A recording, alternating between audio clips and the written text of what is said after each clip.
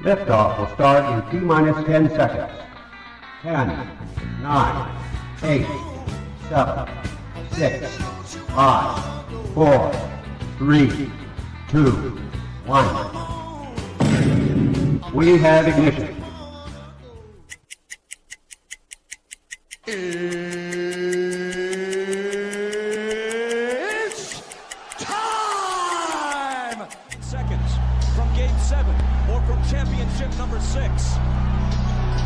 Jordan, open, Chicago with the lead. Behind the screen, Harper got a piece of it. It comes off. The Chicago Bulls have won their 6th NBA championship. Tying run at second, 2 out, Palmero over the head of Jenks. Uribe charges, throws, out!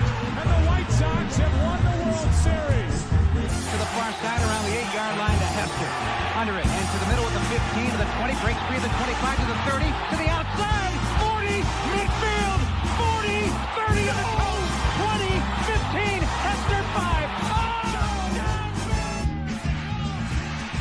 For the 3rd time in 6 seasons, it's one goal achieved. The Chicago Blackhawks win the Stanley Cup. A little bouncer slowly toward Bryant. He will glove it through to Rizzo. It's in time, and the Chicago Cubs win the World Series.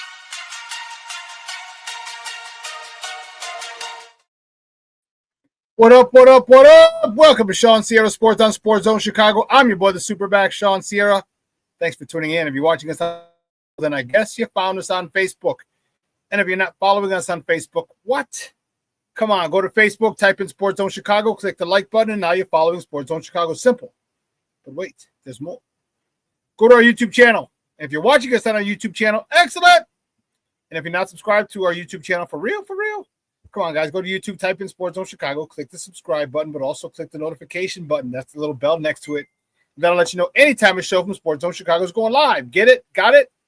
Good. Now, you can also tweet the show. Tweet us at Sports Zone Shy. That's CHI now. If you want to follow me, just me personally online. Want to know what I did? Let me tell you what I did. I made it nice and easy for you folks. Nice and easy. One handle for Facebook, Twitter, Instagram, Snapchat, and TikTok. All one handle at the Shawn Sierra. Listen, I got a great show, but I need you to get interactive. So whatever platform you're watching us on, whether it's Facebook or YouTube, leave a question or comment on that platform. It'll come up here in the thread. We'll put it up on the screen. We'll incorporate it into the show, and that, my peoples, so it makes this the best morning Chicago sports talk show around, and that's you. So bring them all, baby. Questions, comments, smart-ass remarks, because ain't nobody scared over here. Like The Rock said, baby, don't sing it. Just bring it. Let's check out the chat, because it seems to be jumping already. That's what I'm talking about. Cornelius Squall, what up, Shawn? And Sports Zoners, the playoff march continues Sunday. Let's go! Levette Lee's checking in. Good morning, mama. Says, happy Friday, y'all. Happy Friday to you too, Levette. Oh, man. Plankster is in the house. Let's go. Happy Friday morning, Shawn, brother. Cornelius, Levette, bear down. Oh, brother Cornelius, there you go.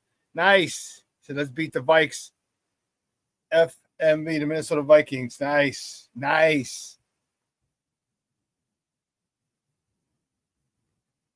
Okay, cool. Cool, Steve-O. Mr. Southside himself, Michelle Walls in the house. What up? Says, yo, Junior, Plankster, Miss Vet, and Courtney, salute. Bear down. Well, that wasn't his first post. His first post was, woohoo. Oh, what's up on a Mickey Ficky, TGIF, bear down, FGB. Yes. Listen, guys, for those of you who don't know, SportsZoneChicago.com is live. You should know it because I told you it went live earlier this week. You guys have had a chance to go on it, check it out, order your swag on there. But I'll make it a public announcement on social media today. So it went live for everybody. So you guys had about a week, about 5 days pre-screening, advanced screening, so to speak. So head over there, grab your Sports Zone Chicago swag. Want to see you rocking it, man. I want to see you rocking it at Bears games, at our viewing parties, out and about. Rock it, baby. rock it and tell people where you got it from. SportsZoneChicago.com. I appreciate it greatly. And listen, we got a great show, man. We got to get cracking, boy, because it's woo. So we got a couple guests today. We got a new one today. My guy at 9:30, so at the bottom of the hour, we got to hustle. Tyler Forness, right? He is the Minnesota Vikings writer for A to Z Sports. He's going to join us at 9:30. And then one of the smoke fellas, it's 5 o'clock somewhere. Damani Pugh, Lucky Lefty, is going to join us at 10, talking Bears-Vikings as well, but from a Bears perspective. So we got a full show, and I'm fired up. Let's get it crack-a-lacking with you guys, man. I really, really am. It's a great. Where are you at?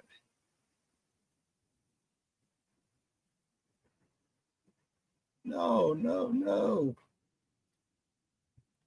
Well, let's check it out because, believe it or not, we don't have very many top of the morning topics. We do have some, so let's get it crack-a-lack. You know how we do the first segment of every show is called Top of the Morning. It won't come just when you want it.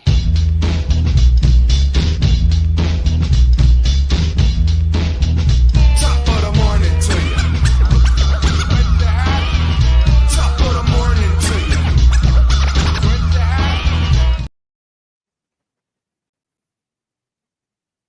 Let's go. Which way do we go? Let's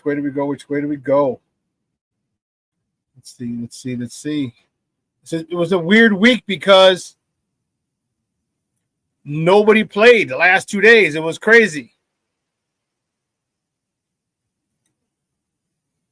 That was real crazy. We got Bulls and Hawks, and both teams didn't play for 2 days in a row. That's odd. But I guess that's just the way the cookie crumbles. But here we go. We'll start here. Well, let's give everyone a reminder. First and foremost, guys, reminder for Sunday. Sunday. Sports Zone Chicago Bears watch party and daytime event. Make sure you head over there. Branding Iron, 7036 South Harlem in Bridgeview. It's literally right across the street from the other side of the street of Chicago. All right, it's going to be a phenomenal time. A live pre, half, and post-game show. Swag giveaways throughout the game. But we're also going to have merchandise for sale there. So we're not going to raffle off as much stuff this time as we did last time. Then they have a great game day special. A great game day special. $48 gives you an open bar, beer and well drinks, tap and well drinks. And then it gives you a small order of nachos plus an entree. Either an order of ribs or an order of wings. One or the other. So for $48, you cannot beat that with a stick. Okay? You cannot beat it with a stick. It's going to be one heck of a time. I'm telling you. You're going to want to make sure that you're there. We had a great time last time. We're going to have a great time this time. That, my peoples, I can promise you. I don't know a lot about a lot, but that, my peoples, I can promise you. It's going to be one heck of a time. And after the Bears open a can of whoop ass on the Vikings, it's a revenge game. After we handle that business, we're gonna get a crack-a-lackin', baby. I'm telling you, it's gonna be fun. It's gonna be awesome. If you never party with me, whew, I don't know what to tell you. Get ready. Get ready. I know you got work on Monday, but that's okay. Who cares? Who cares? All right, here we go. We got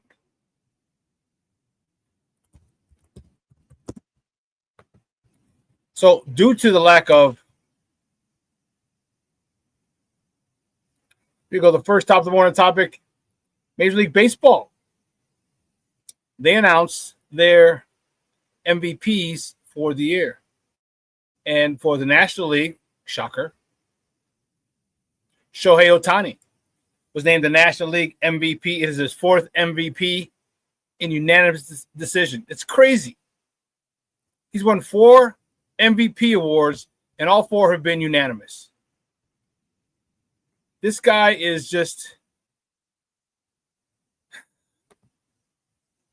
he is something to see. Now, don't get me wrong, he didn't show up on the biggest stage in the World Series, which would have been great. But, man, the NLCS or the divisional series to get to the NLCS where he pitched 6 innings, 10 strikeouts, 3 home runs. Yeah, that's some work right there. That's some work.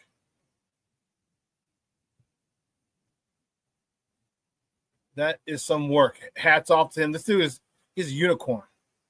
My man, King Booker World checking in. What's up, Papa? I said salute everyone and Shawn. Yes. I say hi to Junior already. I think I did. I think Junior was up.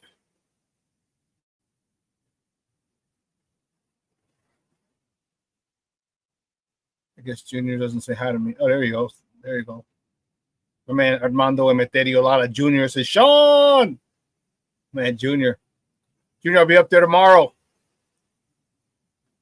Jenny Holmes' 50th up in Schiller Park. I'm heading up that way. So, but anyway, keep it moving. Next top of the morning topic. The American League MVP. All rise.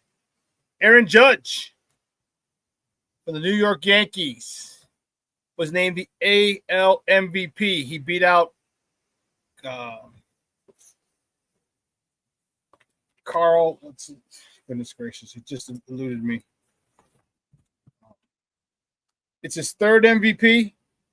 He beat out Carl Raleigh from the Mariners with 17 votes to 13 votes for the switch hitting catcher Raleigh.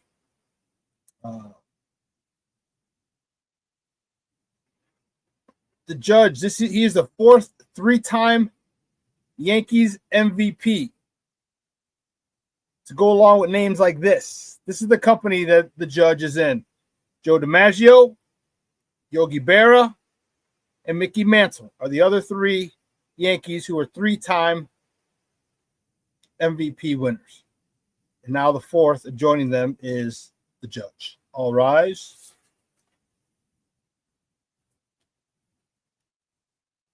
The Judge is huge. He's 6'7". Yeah. So great stuff for the Judge. Congratulations to Aaron Judge. And the next top of the morning topic. Bears. Yes, baby. Bears traveled the land of 1,000 lakes up to Minnesota to play the Minnesota Vikings. Team we faced in week 1. The team we let them off the hook in week 1.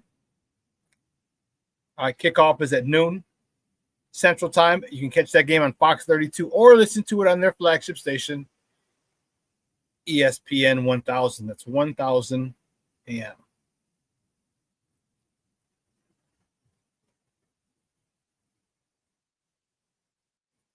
You know, this it's a big week. It's a big game. And I would say that the majority of the games from here on out are big for a lot of reasons. And I'm not worried about the playoffs. All right? I'm not. Either make it or we don't. Okay? Either we make it or we don't. This year was the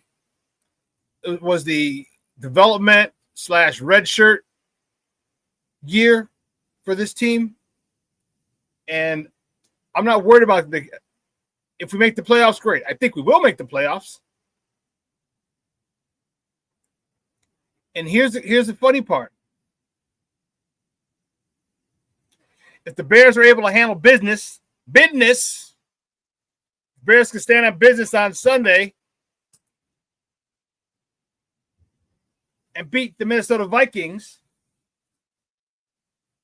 okay, if they can do that, well, then you might want to pay attention to Sunday night. You might want to pay attention to Sunday night. Because Sunday night,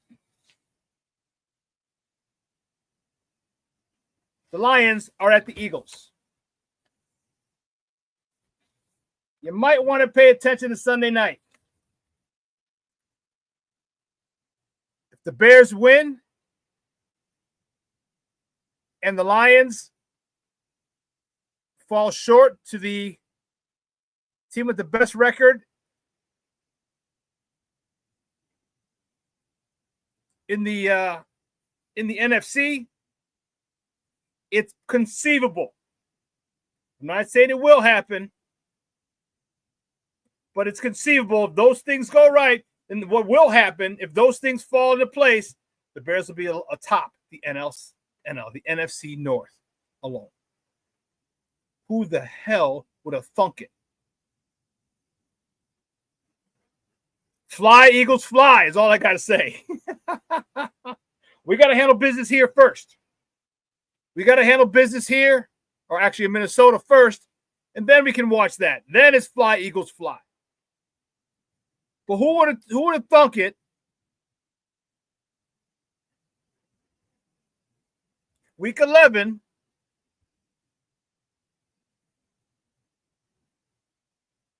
Okay, week 11 this year, that the Bears had a chance to be the sole owners, to have sole possession of first place in the NFC North.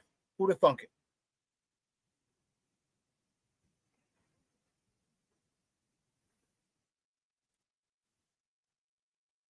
Kim Booker, why is he wearing an oven mitt? It's a sliding glove. Sliding mitt. That's what it was. He's talking about Aaron Judge. Although I think you knew that. You're just being funny. But how crazy is that? Think about that, folks. If I would have told you week 11 that the Bears had a chance, so you're telling me there's a chance, that there was a chance that the Bears could be, after week 11, the Bears would have sole possession of first place in the NFC North, most of us, if not all of us, would not have believed it. Would not have believed it. But we got to go handle business. And if we do, then it's fly, Eagles, fly. So here's what we're going to do. We're going to take a quick break. On the other side of the break, we're going to welcome, for the first time, from A to Z Sports, Tyler Forness. He's up in Minnesota. He covers the Vikings for A to Z Sports. We're going to get a Viking perspective. We're going to see what they're talking about. All right, they got some people back. Jordan Addison, Harrison. I was going to say Harrison Ford. They got the fugitive back. Yeah, that's sure. Oh, Harrison Smith. And Harrison Ford. They got them both back. Kovacic. Oh, we're going to get a Minnesota perspective. So don't go anywhere, folks. Keep it locked right here. ShawnSierraSports on Sports Zone Chicago.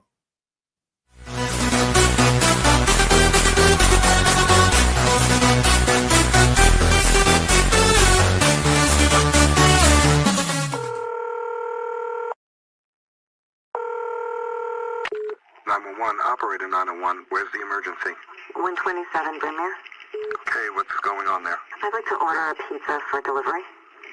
Ma'am, you've reached 911. This is an emergency line. Large with half pepperoni, half mushroom.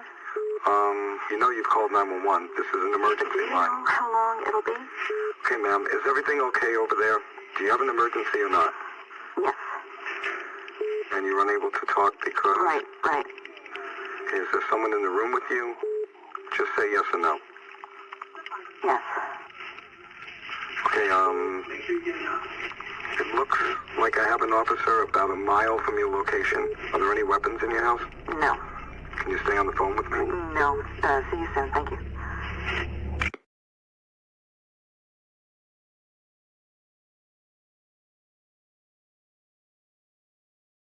Every day, we take steps to keep the people we love safe, but some health risks are easy to miss.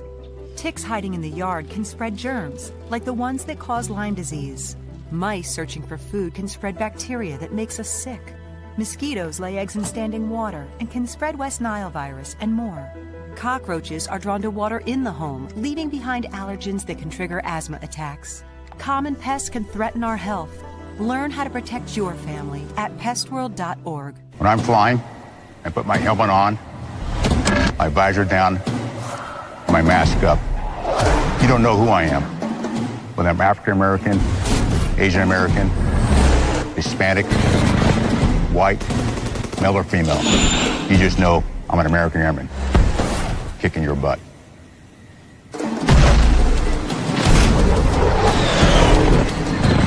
I'm General C.Q. Brown Jr. Come join us. No, I don't know though. I'm scared. I mean, you're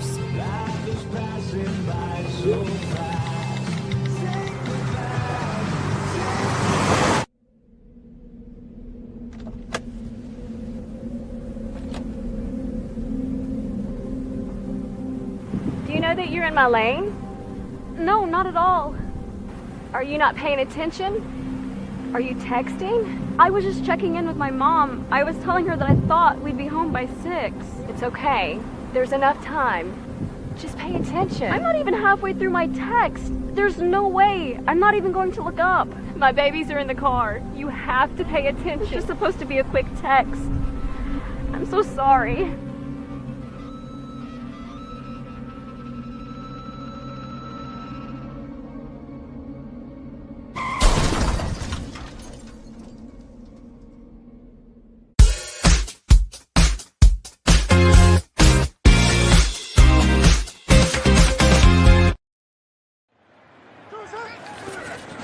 Fake to Swift. Williams lofts one. He's got Loveland.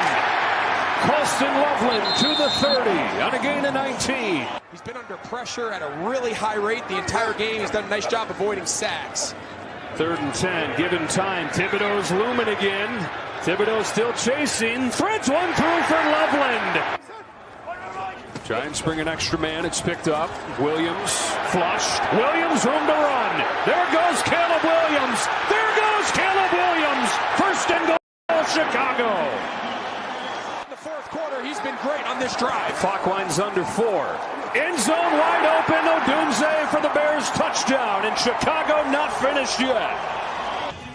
All game, especially on that possession, they couldn't get him down, and he caps it off to Rome Odunze, who's had a great game today, following a pretty quiet one a week. Welcome back to Shawn Sierra Sports on Sports Zone Chicago. Those clips courtesy of Fox. Those are the Bears, baby, on the lakefront on Sunday. Handling business. Coming back. Caleb putting his Superman cape on. We escaped. We snatched victory from the jaws of defeat. When usually for the Bears, it's the other way around. We usually snatch defeat from the jaws of victory. And that's very it was really fun. It was really fun for us to finally be on the other side of that. You know what I mean? It's for being on that side the wrong side of that so long. It's I can't really tell you. It's a really, really, really cool feeling. But I'm going to bring on my next guest, my first guest today. He's from A to Z Sports. He covers the Minnesota Vikings for them. Or you can find him on Twitter at @TheRealForno.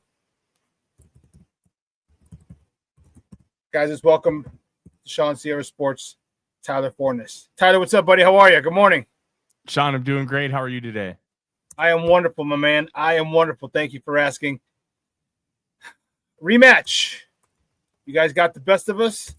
Our hometown guy, J.J. McCarthy, did us in week 1. Not a full complement of weapons. Jordan Addison was out, all right, serving a suspension. Mm-hmm. Harrison not Harrison Ford, but Harrison Smith. Maybe Harrison Ford wasn't there either. I don't think he was there on the first game either, but Harrison Smith wasn't playing. And you guys got us. Talk about this. Talk to me about this rematch. What do you see different? Because we're going to be in Minnesota this time. It's going to be a very, very hostile environment. Yeah, it will be. What's really different is the fact that we've now got 4 games on JJ McCarthy, and we're finally starting to see what the real strengths and issues are with his game at this very moment. One of the big things that's really positive about him is he's got everything between the ears. He's reading things really well. He's doing things at a high level when it comes to operating at the line of scrimmage, but his processing still quite isn't as fast as you'd want it to be, which is pretty normal for a first-year starting quarterback. He's just adjusting to the speed of the game and some of those processing decisions. If you're a quarter second off, that can be the difference between a big gain or even a turnover. So he's still trying to speed that up. But the big thing here with McCarthy is his mechanics are just a little wonky. He's sailing guys that are just wide open. He's not throwing very well on the move. It's just because his eyes and feet are just not aligned right now. And that's probably not going to change until at the very earliest this offseason, because it's incredibly hard to work on mechanics during the season when you have to game plan, when you have to do installs on plays. You're not spending an hour of your hour and a half, 2 hour practice doing mechanical stuff. So he's going to be a little inconsistent from that perspective. And I think that's honestly the biggest difference is we just know about McCarthy. He had the 3 really rough quarters, and then he looked like a Hall of Famer in the fourth quarter. Yeah. I don't think we're going to see a kind of performance that's going to be that different from McCarthy. It's going to be a little bit more balanced. He's done really well early on in games since that week 1 matchup that we had. But one of the big things is it's almost like he's got a caffeine drip where, like, when I was in high school, 16-year-olds would just pound like 3 monsters. First one, they'd be all right, but by the third one, they're just bouncing off the walls and they're just going bonkers. McCarthy almost gets himself too amped up, and he just needs to take a chill pill and calm down. So if he can just kind of harness that and figure it out over the course of a game, I think he can be a pretty good quarterback. But that inconsistency, I think, might be the thing that decides the game either for or against the Minnesota Vikings. Well, you talked about him being fired up and wired. I think Kevin O'Connell, who I think is one of the best offensive minds in the game, JJ McCarthy is very fortunate to have been drafted by that organization and work with him. I think he's going to kind of help ease his hyperness.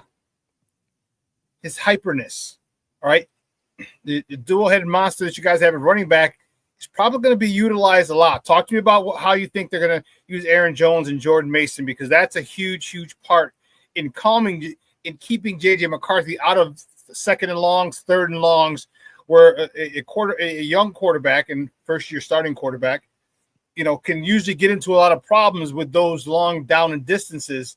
And I think, talk to me about how using Aaron Jones and Mason are going to help. How we're going to help out on Sunday. So it's the run game in Minnesota is really interesting. They were averaging over 6 yards a carry against the Ravens, but outside of neutral game script situations where they were either having to deal with the clock or being down by 14 points, they didn't run the ball nearly as much as you would think. Some of that has to do with the fact that JJ McCarthy on each and every play is given 2 plays in his helmet. And when you see him yell, can, he's going like this, he's changing the play based on what he's seeing on defense, and that's taking away a lot of those run plays. When you do run the football, the Vikings offensive line can get movement. They just run duo, and they just run right at you, and they can get you for 8 to 10, 12 yards. Aaron Jones, his burst has really been an impactful thing for this Minnesota Vikings run game. Jordan Mason, remind us, you remember it from Green Bay. Hey, at 31, that burst hasn't gone away. He's still as fragile as he used to be. And that's honestly the biggest concern with the run game is Jones just does not stay healthy. Jordan Mason has been good, but he does not have the speed to really break things outside. He's got to be a between the tackles kind of slasher. He does that really cool thing where it's almost like he's a slalom skier where his legs will be almost parallel with the ground while he's running, but he just tries to bounce stuff out too much and guys are just eating him up. So if he can keep it moving forward, then I think we can see a lot from this run game. But one of the big things is they just don't call a lot. But when the Vikings have a lead, they run the ball a lot. Their run rate is significantly higher when they have the lead, which it should be for almost every other team. But when the Vikings are down at any point, Kevin O'Connell defaults to the pass. And some of that is he's doing a lot more screens. He's throwing like those smoke screens to Justin Jefferson. Had one against the Ravens that got like 15 yards because they decided to play 10 yards off him. He's like, okay, we'll take 3 yards. That sounds great. And I don't think people equate that to what is considered a run game. But Kevin O'Connell talked on Wednesday. He's like, yeah, we consider that part of our run game. And it may not look so on the stat sheet, but that's how we do it internally. So the run game itself might look a little odd come Sunday afternoon because they do a lot of those little smoke screens and they try to just get the ball out in unique ways. But when those running backs have the ball, as long as they're going vertically instead of horizontally, I think this run game can do a lot of damage. It's just going to be fascinating to see how much it's actually used because that's been a huge talking point here in Minnesota. Well, guys, we're joined by Tyler Forness. He's a Vikings writer for A to Z Sports. We're talking Bears-Vikings here on ShawnSierraSports on Sports Zone Chicago. You guys have a decent run game. We've been having issues stopping the run, even with our big guy back in the middle. Our second round pickup from a couple years ago, Gervondextersr hasn't really lived up to that billing. As I said, we had a run stopper, Andrew Billings. We have our linebackers might be out. One of our linebackers, TJ Machine, might be out, and Noah Sewell could be in.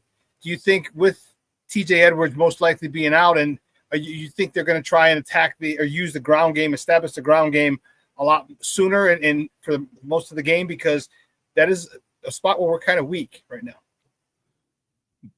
In theory, that's exactly what they should do, right? I'm a big Gervon fan. I've grown up a Florida Gator fan. I followed his career since he got to Gainesville. Good football player. Weird football player. You don't see a lot of 6'6" nose tackles, but the dude is just a baller. Yep. I think they're going to try and run the football, obviously. But the one thing that I keep circling back to is the quick pressure percentage by the Bears is the worst in the National Football League. Yes, it is. Because of that, and then you have your linebacker problem, I think this might be the TJ Hawkinson game, meaning they may just want to pepper choice routes over the middle of the field, put Noah Sewell in a bind. Hey, TJ, just run 5 yards and then stem out, and then we'll just pepper him in. This may be how they want to choose to attack because the run game it doesn't feel like it's a priority. Now, should it be when you have a young quarterback? Yeah. But they are so high on what J.J. McCarthy can be. They believe that he's just mentally there. And the big thing is he needs to get reps. He needs to continue to play football. We can look at things like EPA per play, which have been very bad for J.J. McCarthy. But the process between the ears and how he's seeing the field and how he's making his decisions, I think, is really good. And they want to continue to build on that and continue to grow it. So I think tight end usage is going to be a big one here. Especially because I remember from his college days, Noah Sewell was just not very good out in coverage. So doing some of that, and hopefully they figure out the run game. But unless they build a lead, I'm not convinced that they're going to default to it. Our secondary is banged up a little as well. We are, obviously our number one corner, our Pro Bowl corner, Jalen Johnson's out. They're claiming he will be back some point before the end of the season. That could be week 18. They're being big about it, as most NFL teams usually are. Kyler Gordon's coming back soon. He's our slot man, but we've got CJ Gardner-Johnson that we signed a couple of weeks ago, who in 2 weeks has 3 sacks, a couple of TFLs, and really brought a different energy to this defense. How soon do you think they're going to start attacking downfield with Justin Jefferson, who's arguably the best wide receiver in the NFL? Him and Jamar Chase, former teammates at LSU, probably go back and forth about who's the best. And Jordan Addison, who hasn't really done much since he's got off his suspension. But how soon do you think that they're going to start attacking our depleted secondary? Right away. And Kevin O'Connell is going to start peppering stuff in immediately. I think the first couple drives is going to see, okay, how are the Bears going to try and stop Justin Jefferson? Because that has been the focus of the organization every time they've played over the past couple of years. If the Soldier Field game in 23, they decided, 24, we're going to do everything we can to stop Jefferson. Well, then Jordan Addison, TJ Hawkins, and Aaron Jones all had 100 yards from scrimmage. So are they going to sell out to try and stop Jefferson, considering your best cornerback is Tyreek Stevenson, who has had good moments, but has been very inconsistent?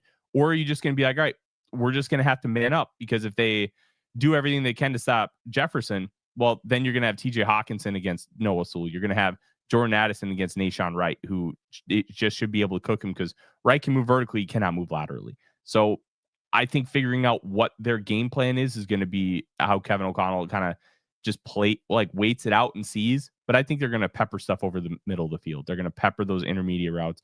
They're going to do some of those blaze outs. They're going to do deep outs. They're going to do dagger. And they're going to try and beat you over the top with some posts. They love running the post Addison against quarters. So figuring out how they're going to stop Jefferson, I think, is step one. And then once they figure out kind of what the general game plan is, then you're going to start seeing things funnel to different players, or Jefferson, if they're just going to kind of treat him like a normal receiver due to the personnel weaknesses on the outside without Johnson and Gordon. I think that's going to kind of be the bread and butter here. They're going to want to get McCarthy in a rhythm, and doing so just with some play action, like 5-7 step drops and just firing a pass right at the top of the drop. I think that's going to be a priority, and how they get those routes is going to be determined, I think, based on how the Bears want to attack Jefferson. Again, guys, we're joined by Tyler Forness, Vikings writer for A to Z Sports. We're talking Bears-Vikings matchup here on ShawnSierraSports on Sports Zone Chicago. We have a pretty good run game as well. Our running back, we're second in the NFL in rushing, but you got some new talent on the defensive side. Jonathan Allen brought over. Was it Javon Hargrave as well? Yep. New guys. How do you see your run defense matching up against our run offense? Because we've had last couple of games, we've been our run fits have been much better since after we had an early bye. Week 5, I think it was our bye, really early, but it allowed us to go back to the basics. And after that, our run game has catapulted us to second in the NFL. How do you think that matchup favors, or who do you think that matchup favors? That's going to be a very interesting one, because early on, the one thing that's interesting with the Brian Flores defense is it usually takes him a few weeks to really figure out what he has. In 2023, they got absolutely torched by the Philadelphia Eagles in week 2. DeAndre Swift ran for almost 200 yards against that defense, because they just said, we're not letting Jalen Hurts beat us. You're going to have to beat us on the run. And well, then they just did. They did. and it took a few weeks, but then once they got in a groove and figure out how they were going to attack, then they were dominant for the majority of the season. And I think the week 1 matchup, they relied a little bit too much on their defensive linemen just winning outright. Hey, go win one-on-ones. That's why we brought you in here. We're going to get you isolated, and we want you to win. And that worked against the Bears in week 1, but it did not work as much as the season went on. And what they've started doing is they've started to take away some of those one-on-one responsibilities and slant these guys and really just attack gaps rather than attack players. And when you have a really good interior like the Bears do, that I think is going to be the easiest way to try and stop this run game. Continue those slants, attack gaps. And they have really good rush lane discipline, something that really honestly cratered them against both the Eagles and the Chargers, because Jalen Hurts and Justin Herbert just torched them. They stopped Lamar Jackson. They held him to under 200 yards passing, 36 yards rushing. He did not break out any runs out. Anytime he got into space, they were disciplined, they stayed home, and they prevented Jackson from doing much of anything. I think they need to have a lot of that same discipline with this Bears team, and not just with Caleb Williams, but also DeAndre Swift. I'm not the biggest fan of DeAndre Swift, but I think he's done a really, really good job so far with Ben Johnson this season of maximizing what he's capable of. But you have to stay disciplined in your rush lanes. If you can do that and prevent him from doing a lot of the bounce outside stuff that he loves to do, I think the Vikings can be successful against this Bears rushing attack. The problem is that's a damn good offensive line that you're dealing with. I've been very, very impressed with Darnell Wright this season, who I was not high on one bit. He is just deciding to take dudes and bury them into the ground like he's the Undertaker. Just a very, very impressive season from him. Well, Tyler, that's what happens when they draft a rookie to take your spot. Oh, absolutely. And then they just bolstered the interior with 3 high-priced guys. But when you have a quarterback on a rookie contract, that's what you got to do. You got to bolster in front of him, and it's really helped in the run game. And they're moving guys. They're making holes. The Vikings can stay disciplined, and their linebacker play has been superb so far this year. Stay disciplined. Don't get washed out. I think it can be successful. The problem is you still got to do it. And I think with some of the deception that Ben Johnson can use in the run game, I think that could end up being the difference maker for the Bears if they were to have a lot of success. Well, we got this quarterback here who's a very polarizing figure. Not just here in Chicago, as you know, we had the Civil War here last offseason. And then, but nationally, a lot of people are giving him flack. A lot of people are criticizing him. But he's done some phenomenal things, and we've got some weapons. They got a lot of weapons in addition to the run game. We have a perennial 1,000-yard receiver in DJ Moore, who is a pure number one. We have a budding number one star in Rome Odunze, if he can stop dropping the football. We have a guy who loves the yak. He led the NCAA in yak his last year at Missouri. We got the new tight end we drafted, Colson Loveland. We have a lot of weapons for Caleb. How are your second and third levels gonna deal with our offensive weapons? So this is gonna be a weird answer. They're not, and it's an interesting paradigm because of how this Vikings defense has been built. When Brian Flores got here, they basically just like, okay, just do what you can with what we've got. And in 2024, they decided to move on from Danielle Hunter only because he didn't fit, not because he wasn't great. And we're seeing him just have a phenomenal year with the Texans. But he fits perfectly with his style of play, with how D'Amico Ryans wants to. They bring Jonathan Grenard from the Texans, and he fits exactly what Brian Flores wants. A quick shooting defensive lineman who is one of the quickest off the ball in the NFL. He may not play, but the way they built this team is they focused on the edge rushers in 24. They focused on the defensive tackles this offseason, and they have really good rooms in both positions. That's the key. They do a lot of so-called blitzing, but most of those blitzes that are calculated, because a blitz is just 5 or more rushers. They just line up 3 defensive linemen and 2 edge rushers and send them. And they just don't mess around. They just send those guys, and it worked against the Bears in week 1. Caleb Williams, which his sack evasion improvement year over year has been phenomenal. He deserves a ton of credit. So does Ben Johnson.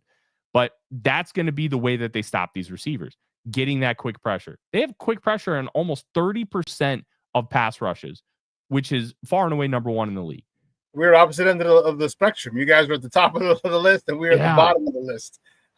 And you know what? Well, I think once Dennis Allen gets a healthy unit and gets some of a little bit more of the people that he wants on that defensive line, I think that this unit is really going to thrive. But year 1 is really hard because you're always transitioning. But the Vikings, they're just going to want to get quick pressure. That's how they alleviate the pressure on their secondary. So when they play a lot of zone back there, which they play zone more than most teams, that's going to be the way that they stop these receivers. It's getting pressure on Caleb Williams, but they've also figured out how to contain in the pocket, because that's a big thing with Williams. The second he gets out of the pocket, he turns into a Superman. So can you keep him in the pocket, and can you finish? They couldn't finish in week 1. They had him dead to rights like 5 times. They got him twice. They have had Lamar Jackson, Jalen Hurts, Justin Herbert, Aaron Rodgers dead to rights, and they just can't bring him down. It's absurd. Jonathan Grenard has like 15 theoretical sacks this year. He has 4. It's been a real problem. They can't finish in the backfield, but they're getting to the quarterback. If you can't finish Caleb Williams in the backfield, that is where he will kill you. So if you want to stop these weapons for how the Vikings will approach it, it all starts with getting pressure. If Caleb Williams can hold the ball for 6 seconds, nothing else matters. Last question before we let you go, and I really appreciate your time this morning, Tyler. Who has the advantage? Ben Johnson has been very successful against Brian Flores. Brian Flores has been very successful against Caleb Williams.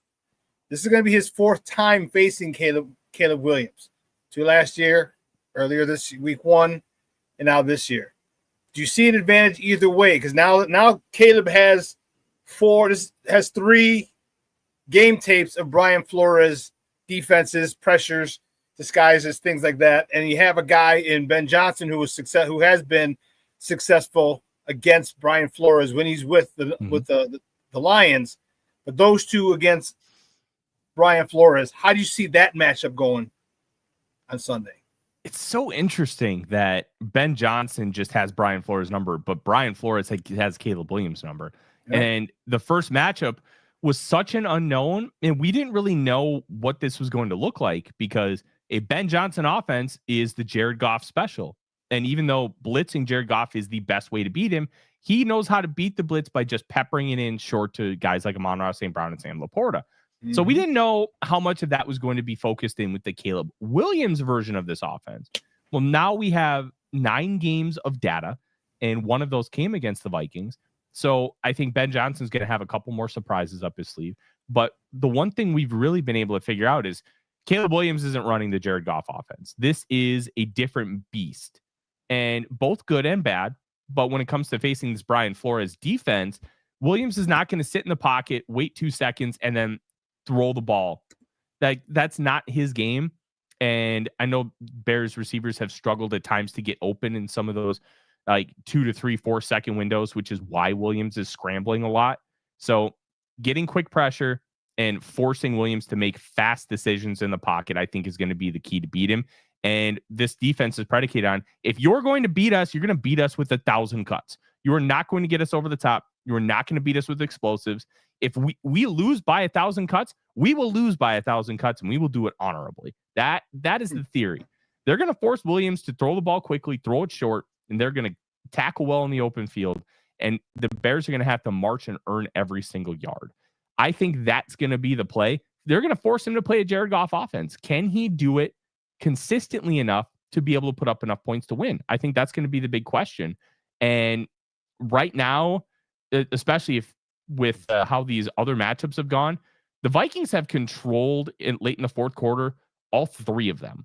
2 of them, Caleb Williams was able to drive. One he tied, which is inexplicable how that game happened. The other one, it was a 3-point win. And the third one, the Vikings just dominated from start to finish. What is it going to look like in the 4th quarter this time? Is Caleb Williams going to have a chance to win the game? I don't know. But this Vikings defense is going to really make Caleb Williams play out of his comfort zone, which is not let him get comfortable running around and be Superman. And is that going to be a nail in the coffin for him?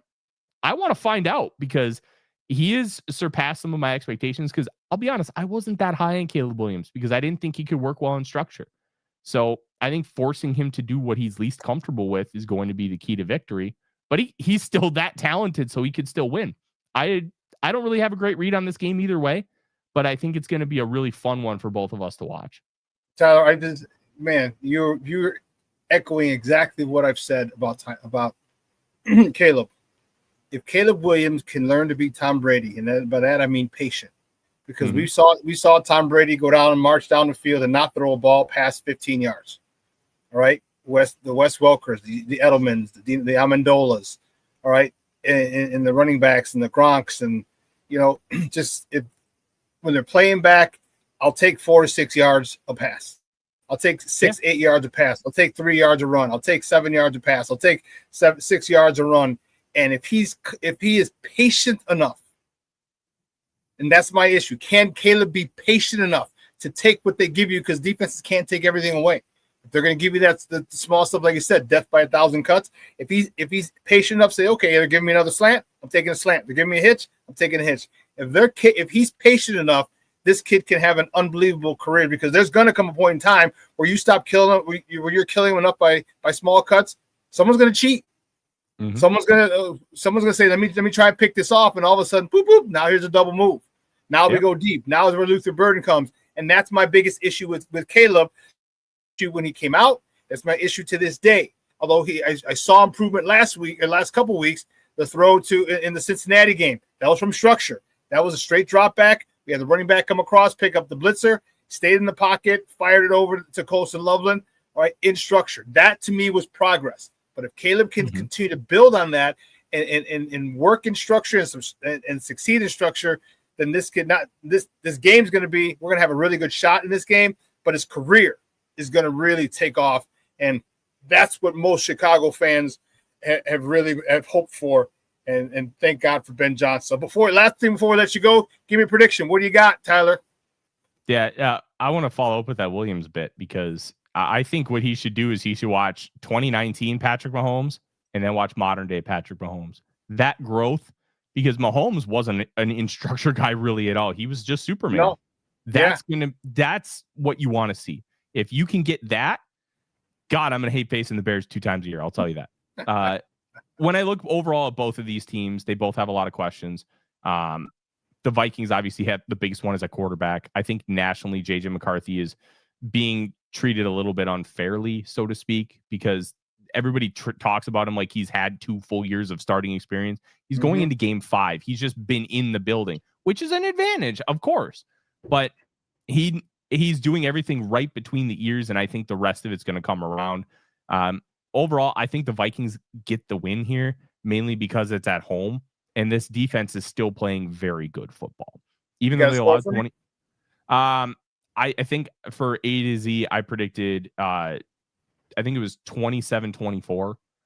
I think it's going to be close. Both of these teams are good, but I think that quick pressure from the defense is going to end up being the difference maker.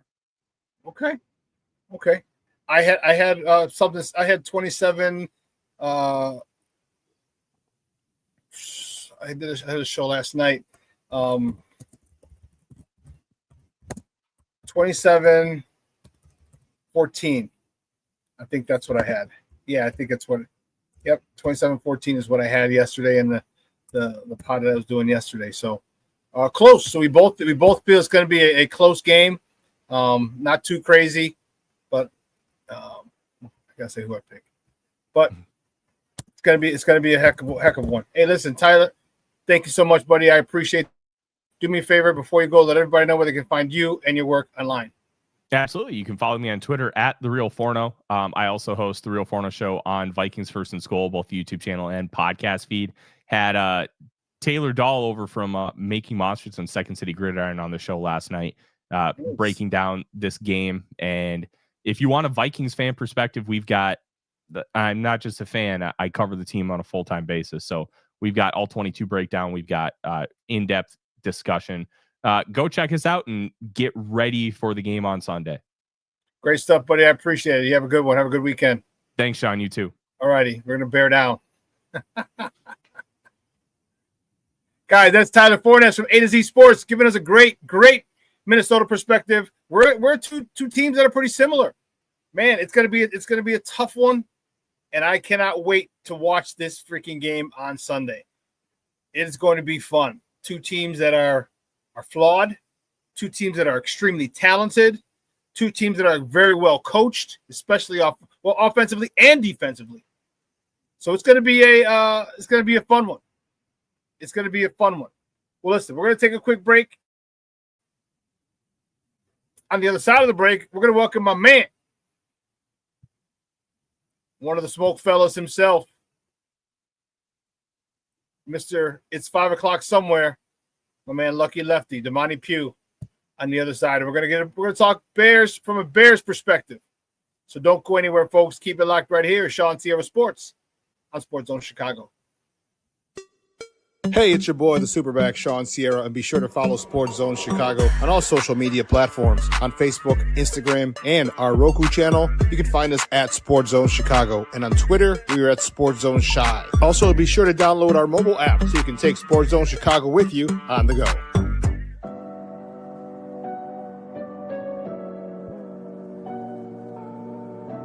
How do you take care of your mind health? For my mental health, I meditate in the mornings. I have my dogs. They're the best. I just find ways that help me just relax. Finding things that make me happy, like being close to my family. I meditate a lot and read books. I have hobbies outside of the game. I'm able to switch off. I'm able to turn my brain off from the game of basketball. Your mind health matters. Your mind health matters.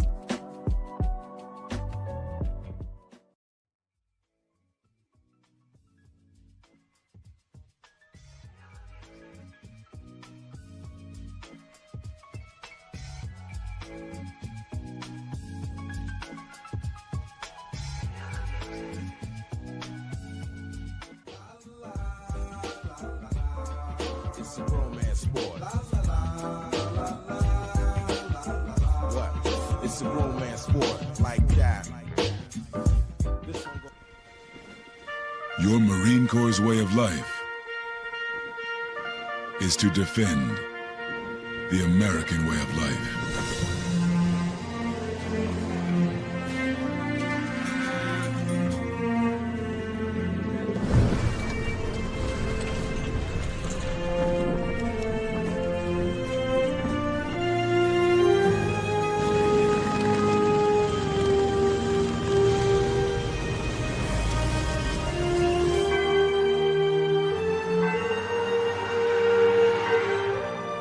Every day,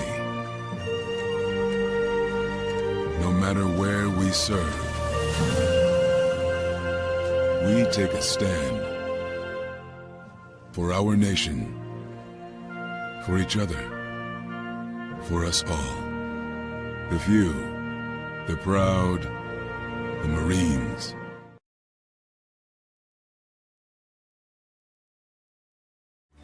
Everybody in a work zone is someone's somebody. This is my mom. She works for KDOT. This is my dad. This is my mom. This is my daddy. This is my sister. This is my daddy. This is my son, Scott. He was killed while working in a highway work zone. When you drive through a work zone, drive like a life depends on it. Because it does.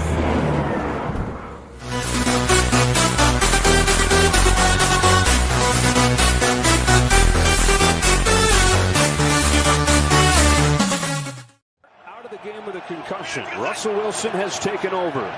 Play action on the first play of this drive.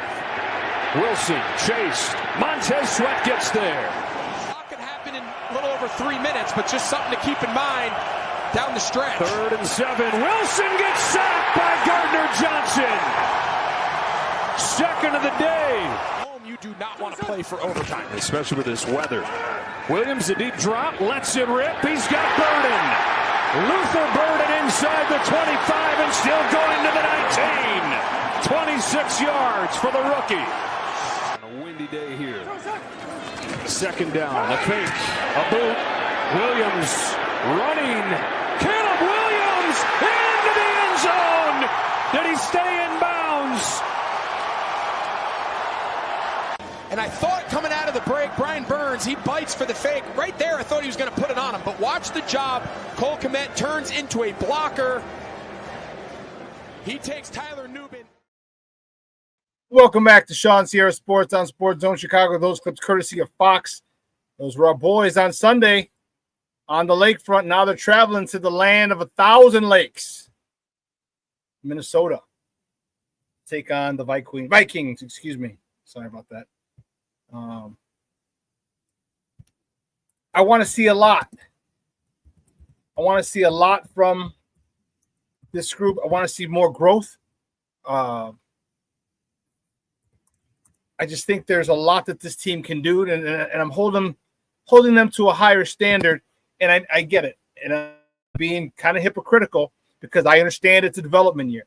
I understand it's I don't want to say redshirt year, but this year about development. But we've gotten the development that we wanted. Okay, he's not where he's going to be, and I'm talking about Caleb. This offense is not where it's going to be, but they're well on their way.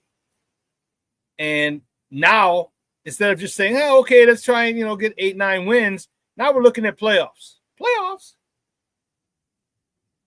I told you earlier, if we win and Fly Eagles Fly does what they can do, we wake up Monday morning with the Bears number 1 atop the NFC North. Who the hell would have thunk it? In a new year, a new coach, a new system, new players. I don't know. We're going to continue this talk with my man. He's my dude. He's from the Smoke Fellas. You can catch them every other Saturday for now. Every other Saturday on Sports Zone Chicago. You can find him on Twitter. Not very often, but you find him on Twitter at DemontePugh96335. He's Mr. It's 5 o'clock somewhere. My man, Lucky Lefty, Damani Pugh. Luck, what's up, Papa? How are you? You're on mute. You're on mute. There you go. No, I can't hear you. We can't hear you. No volume. Damn.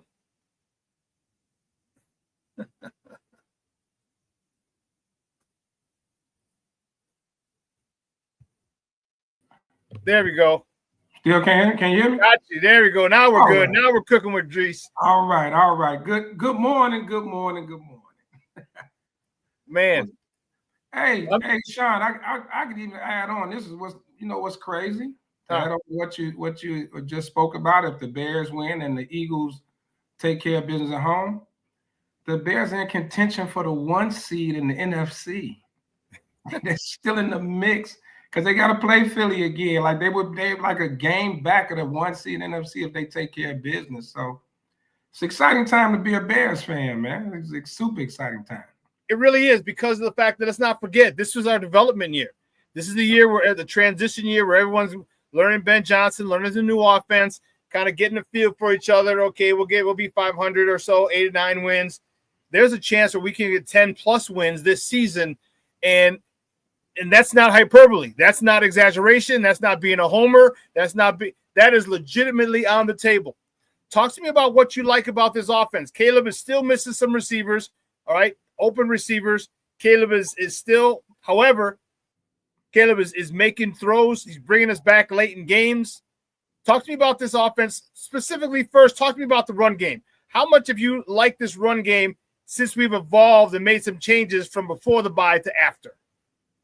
Oh, you got to love what you're seeing with the run game. The zone blocking. The line has just been exceptional. I don't think they aren't talked about enough. The offensive line. I was just reading about Jonah Jackson. He got off to a pretty rough start, but they got those first 4 games. Man, that guy's been balling. Darnell Wright looks like the guy that deserved to be drafted top 10. There was a lot of talk about should have took Jalen Carter, but that Darnell Wright starting to look like that guy. We were never worried about Joe Tooney. We were never worried about it. But even Theo Benedict, especially in the run game, struggles a little bit in the pass game. I haven't been too impressed with him there, but in the run game, and give it to the tight ends, the receivers. I think Ben Johnson's, his way of thinking, he's passed it on. He's changed the culture. No block, no rock. I mean, we seeing receivers making big blocks. And then you got Swift and Mononga just taking advantage. Mononga's been a big surprise. Swift, a lot of people have been down on Swift. I've always liked him. He's a home run threat, especially if you can get him in the open field. Like, he's a home run threat. But watching, this line get to the second level and what they've been able to do, you got to be, it's very impressive. And this week is going to be very important, especially to keep Flores' defense honest. You're going to have to you have to run the ball successfully. You're going to have to run the ball successfully. So Flores can't just pin their ears back and come after Caleb with all those confusing type blitzes he throws out there. Kyle Mononga is the guy that I liked when they drafted him because I didn't know who he was. So after I went back and watched film on him, I'm like, okay, I like this guy. And even when I was on your show, remember a couple times, I'm like, just trust me. This guy's good. You don't got to worry about it, because remember, the running back position was in question. Like, who's after Smith? Yeah. DeAndre Swift. Who's after him? Roshan sucks. Like, who's after him? Like, Kyle's the dude. Yeah. He's gotten very comfortable, but more importantly, the offensive line, Caleb, and the coaching staff are comfortable with Kyle Mononga. All right, I'm excited to see. So, do you think Ben Johnson is going to stay committed to that run game, because they've had better run fits? There've been a lot clearer lanes for these running backs, especially after the bye. We saw how quick DeAndre Swift came back after Kyle Mononga ran all over the place. DeAndre Swift's like, hold on, player. Right. I want some carries too when I get back. Right. So how do you think Ben Johnson really hammers and stays committed to this run game? I think he definitely does, just for the reason I said earlier, just to keep Flores honest with that blitz. You want to try to run the ball down the throat, get into those second and third and short, so you can kind of open up the play, but kind of keep the defense off balance. And I know as much as Ben Johnson, it's easy to get caught up in having a flashy new toy in Caleb and just let him loose and let him run wild. But he seems to be, especially late, like now in the season, seems like early in the season he was kind of bending the run a little too quick. But it looks like he's really committed. He's sticking to it. And like you said, that comes with trusting Monangai. You got your two backs finally, so I think he's gonna stick to it. I definitely see it 25 to 30 carries. I think the ball, they're gonna keep it on the ground. They're gonna have to pound. Just keep Caleb in the right position. You just don't want to get him in those 3rd and 15s, and where they can just come after him. That's gonna be the key to this whole thing. So he's gonna stick with the run. Ben Johnson's a smart guy. I hope so, because I like the run, and I mentioned that the run fits at this offensive line. They Dan Rochard, the offensive line coach, they went back to the basics. They went back to the God-blessed basics, and they just, I'm telling you, the way that they're combo blocking, getting to the second level is textbook examples of how to do it. And then the running backs, it makes it a lot easier for them. So what happens off once you start running the ball very well? But now we do play action. Talk to me about your comfort level with these wide receivers and this tight end. All right, Olamide had a few drops. Rome had a drop or two. DJ, you don't drop the ball when you throw it to him. Yeah. Talk to me about how you think they're going to attack once they want to go play action. Do you think they go over the top? Do you think they go mid-range? How do you think the Bears are going to go when they go play action? I think you're gonna see a lot of tight end, a lot of Colston Loveland, some Cole Kmet, kind of attack that middle. You don't want to. I always say take a shot. I'm always an advocate of taking shots. But don't overdo it. But don't overdo it. That middle of that field, Loveland, you got a true weapon in Colston Loveland. I mean, that young man that's a weapon. So the play action, I would love to see him get involved. I think that's the way to attack it, in the middle of that field.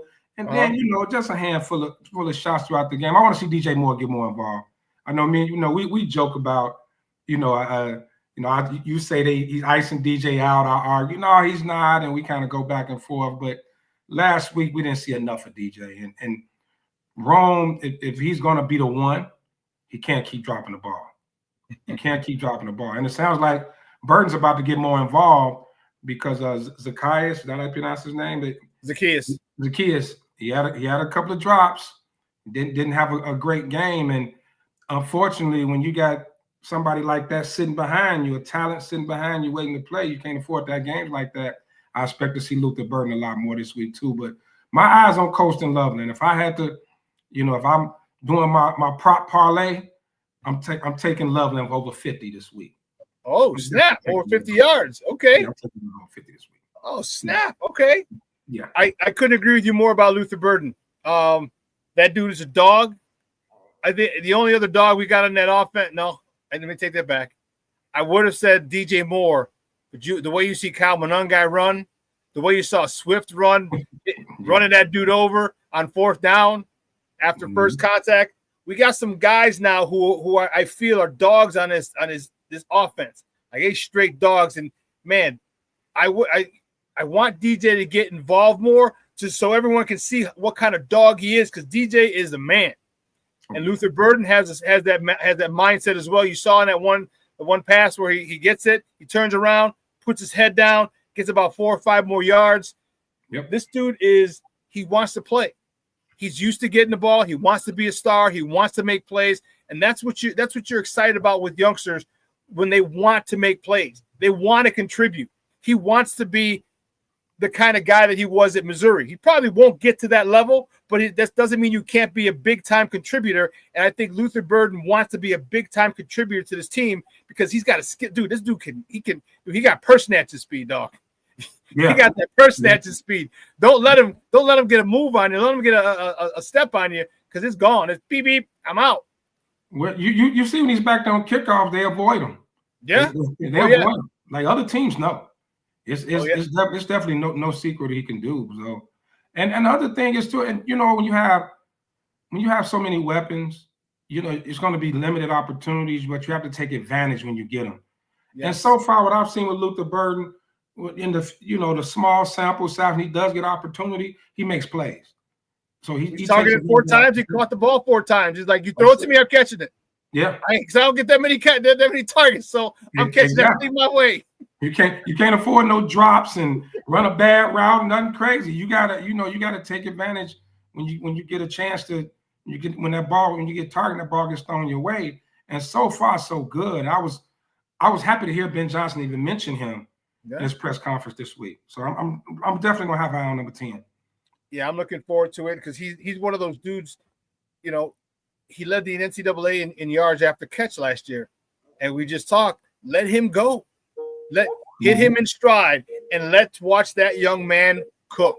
Because that dude is going. He's going to be a very, very exciting young player for a long time to come because of his yak.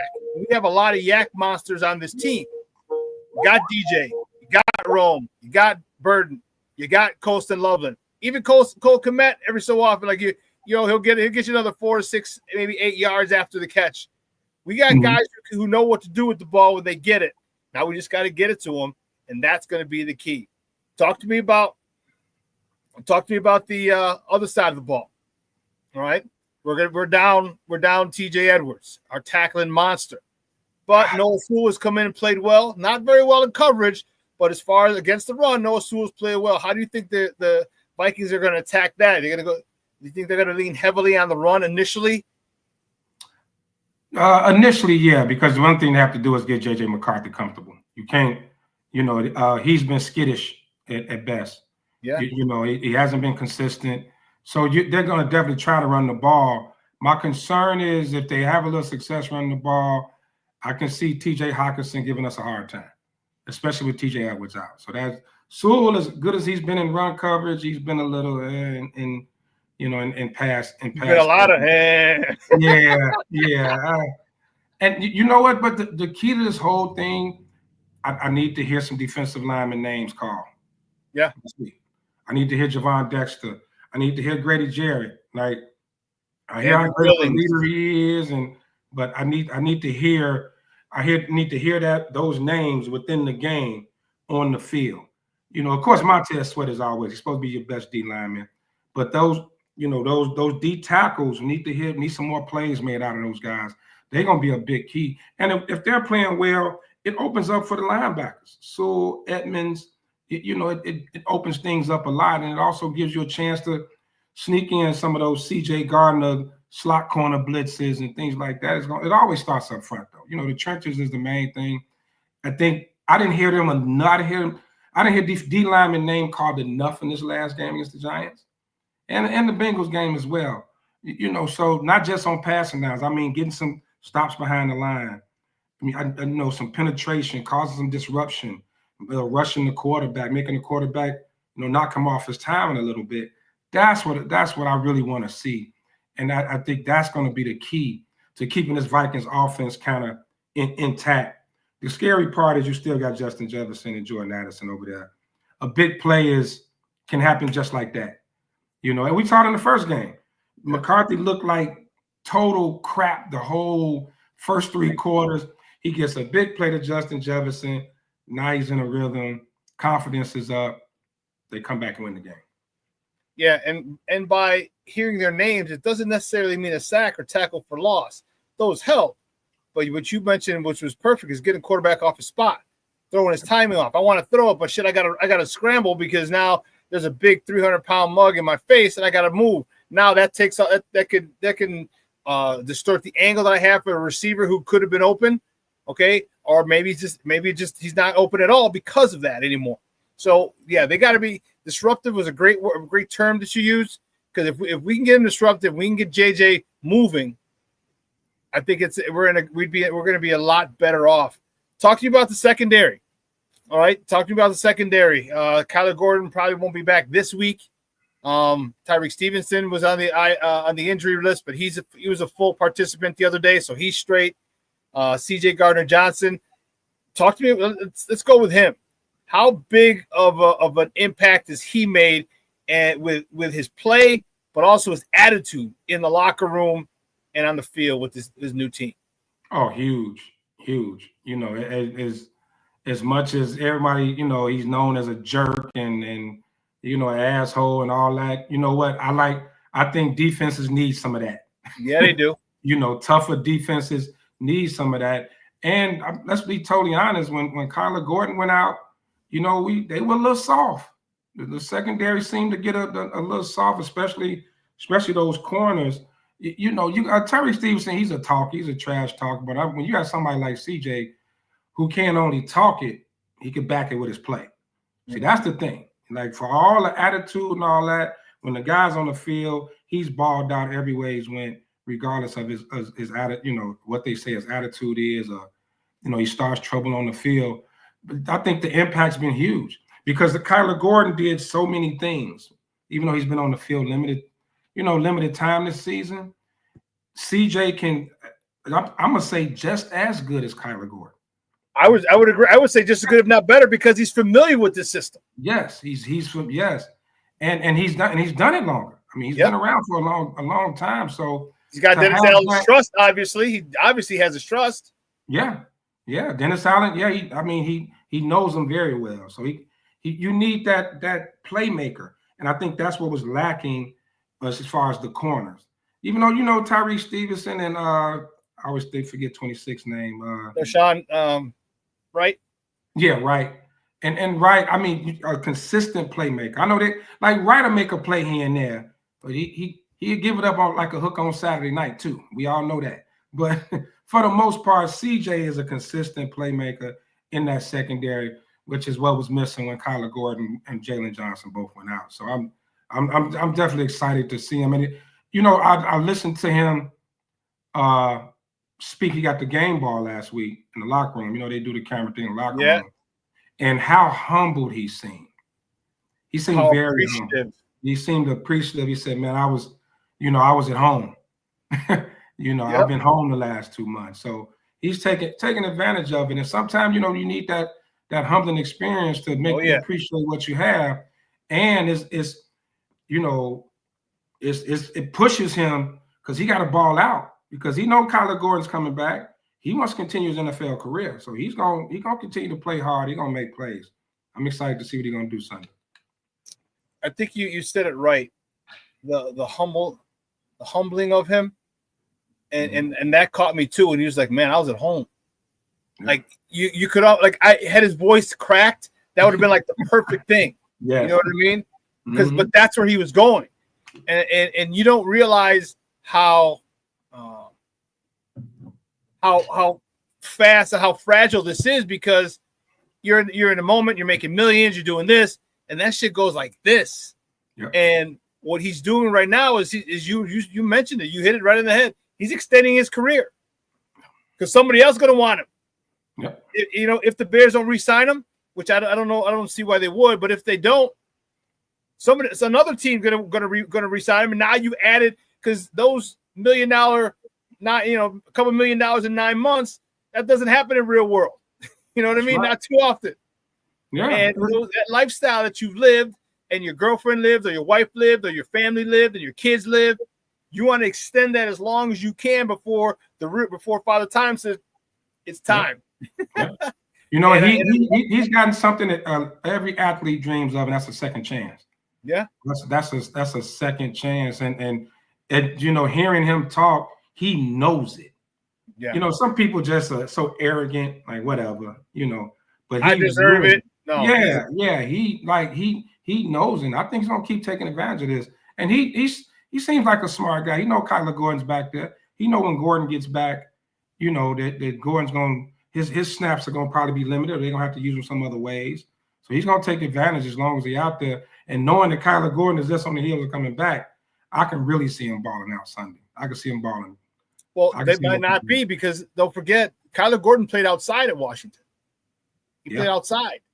So because you don't want to take because he brings that attitude, he brings the knowledge of the defense, he brings that savvy veteran presence, brings that swag and that shit talking asshole attitude that defenses need. Yeah. And as good as Kyler is, Kyler doesn't bring that type of energy. You know what I mean? He don't bring that type of energy. CJ Gardner-Johnson has it. Don't be surprised if they say, "Hey, Jalen, take your time coming back. All right, We'll put Kyler on the outside. We'll leave C.J. Gardner-Johnson on the inside. All right, and we'll just play that. Because I think that's how it's going to go, and I think that's going to be a key to our success. Is not getting that energy that he has off the field. That's got to stay on the field. And that's what we would. That was what we call creating one of those good problems. Yeah. Oh, hell yeah. Yeah, that's gonna be a good problem to have. If you make that coach have to make a decision to put Kyler on the outside, or now you have that option. As long as Jalen keeps trending on coming back, now you putting pressure on Nashawn Wright. Don't keep giving up big plays. Because they pick on him. They pick on Nashawn Wright a lot. So he's gonna have to continue to make plays as well, and that pushes everyone else's level up. Like we just mentioned, Nashawn Wright. Knowing CJ coming in, creating this problem, you want to get Kyler Gordon on the field. Now, everybody feel like I got to step my game up so I can stay on this field. If I want to continue to get snaps, I got to make plays. I got to make plays. As much shit as I give Ryan Poles, and I give him a lot, he has done what he said he was going to do, and that's create competition. Look what he did to Darnell Wright. They drafted Ozzie Trapillo. Then we'll put him on the left. Well, he can't really play left. That means he only got one other spot to play, and that's right tackle. Darnell, what you want? What you want? Yeah. And he was like, hold my beer. It's contract year for me. Hold my beer. And the competition brought out the best in him. The competition is going to bring out the best in Nashawn Wright. And it better. It better because we need it because you're one play away from getting thrown in that game. One play away. Nashawn, he's out. Kyler Gordon tweaked his whatever. You're in again. You know what I mean? So I have to give Ryan Poles a lot of credit for the level of competition he's brought in at some positions. I want more, but I can't. I have to give him his due. If I'm gonna bust his balls when I think he's not doing his job well, I got to give him credit for when he does do well, and I have to give him his props for creating competition, especially because it's turned Darnell Wright into a monster. Every single freaking person, locally and nationally. The guy we just had on before you, who lives in Minnesota, covers the Viking. He was like, I am completely impressed with him. I wasn't impressed with him initially, but that dude is a monster now. If you remember, the O-line coach called him out in camp. Yeah, he did. O-line coach called him out in camp. So I think you're seeing the Ben Johnson effect, the culture change, everything. I think the talent was always there. I don't necessarily. I know Poles. We question his drafts. It's not necessarily these guys aren't talented, but when you start talking about a coaching staff that can bring out the best in guys, hold them accountable, like you said, create that competition. Let them know, hey, look, I don't care who you are, where you were drafted. If you're not playing well, you're going to get benched. No one thought Braxton Jones would get benched for a non-draft pick. I mean, the Canadian Eagle. Yeah. Yeah. I mean, it's just like that. That young man played his way to a starting left tackle spot and possibly a contract. We know left tackle is a prime position. He's setting himself up for a hell of a raise. Yeah. It may not be top. May not be top, top 5 in the league, but still, you're talking about from an undrafted guy that had to fight to make the team to the starting left tackle on a possible playoff team. I think you did pretty good, but I don't think that happens under last year's regime, under Eberflus and that staff. It just doesn't. So I think everything we're seeing with the player Darnell Wright, even with you talked about creating a competition, even with Swift. You see what he did when he came back once he saw Monanga. Mm-hmm. He said, yeah, let me step it up myself. Now he's trying to run through guys. So, when you create this type of culture, it's going to be, sustainable winning. You're going to be able to, because everybody who comes in is going to get in line. You're going to get in line right away. So, yeah, I agree with you 100%. We give Poles a hard time, but I think the guys he drafts is talent there, but now you got a staff that can develop them. And with this culture, you're gonna get the best out of them. And that's to us as Bear fans. That's the most important part, is the development part. Yeah. All right, we've had a couple of really good quarterbacks. The last few, they just weren't developed properly, and you don't grow, you don't flourish. You see my guy Justin still doing the same shit that he's doing. He was doing here. All right. And it's not that he's not talented. It's just he's got another rookie play caller in New York. Come on, man. You can't keep giving guys rookie play callers and then everywhere they go get another rookie play caller. You know what I mean? Yeah. And he's in Caleb Williams is in a great spot with a guy who's a savant, an offensive play calling savant. And it's just a perfect marriage. They fit well. And this is why I think Caleb is going to take us to heights we haven't seen in about 20 years. Back to the Super Bowl in pretty soon. Talk to me about the matchup. This is Caleb's 4th time against Brian Flores. Brian Flores is 3-0, okay, against Caleb. But Ben Johnson has Brian Flores' number. Right. How do you think this matchup goes this time? Because you've seen this guy 3 times now, Caleb. All right. Last year, okay, you were probably maybe overwhelmed. But this year, you had him. Yeah. All right. We just couldn't control it. We kept the defense out there a little too long. Run game wasn't where it was supposed to be. The front 5 hadn't gelled. It's a different story now. How do you see this matchup, Ben Johnson and Caleb Williams versus Brian Flores and his defense? I feel pretty good about it because technically, like from game 1 to now, this is a totally different Bears team. This offense is totally different. So I like we saw it was early on, and I think Ben and Caleb were still kind of getting a feel for each other the first game of the year.